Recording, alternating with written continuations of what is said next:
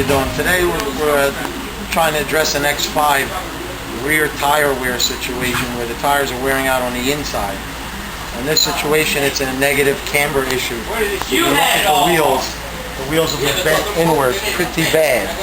Now, when we check this car out, the wheels are actually feel tight, so we're like wondering, wow, why are the wheels leaning in so bad if the ball joints and the control arms are all in good shape? Well, it turns out there's a trick to testing this suspension, and I have parts here to show what the solution would be. In this case, on the X5, it has the way it's designed, the suspension is designed, the spring actually rests on the knuckle, which forces the knuckle down and in, and it loads up the whole suspension so that by hand you can't feel any play.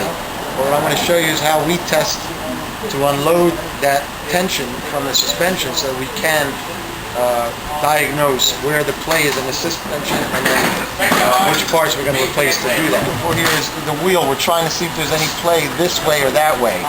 Well, without doing anything, by trying to feel the play, it feels nice and tight. I'm going to say there's no play in here at all. Everything's good. So what's the problem? Here's the trick. The proper tools. We need the proper tools to diagnose this properly. So what we're going to do,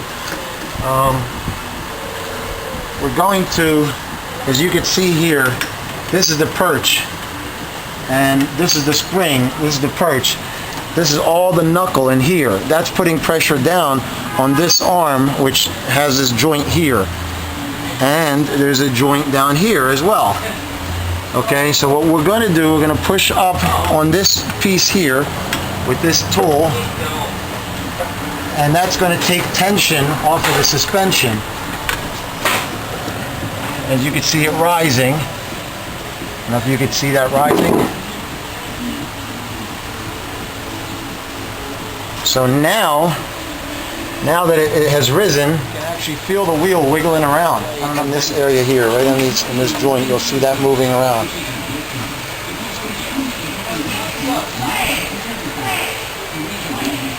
See anything down there? Okay. The other area that we're seeing movement is up here. If you follow that black arm up here, right over here, this area, you'll see this wiggling too. Behind you is a bad ball joint, and watch that wiggle. You see that moving? All right. That's a loose ball joint up top on that arm. What that arm is, this is that arm that you're looking at. It goes up there like this. So this joint in here is loose. You have to change that arm. This is the ball joint, and that goes at the bottom. So this one is at the bottom, this one is at the top. Both of these are worn but concealed in diagnostics because of the pressure of the system. You have to release the pressure in order to feel the looseness and the play in these joints. Alright, so we're going to change these, and then we're going to do an alignment, and we're going to prevent the loss of money from these tires. As you can see, these tires still have a lot of tread left, but they're just totally shot on the inside.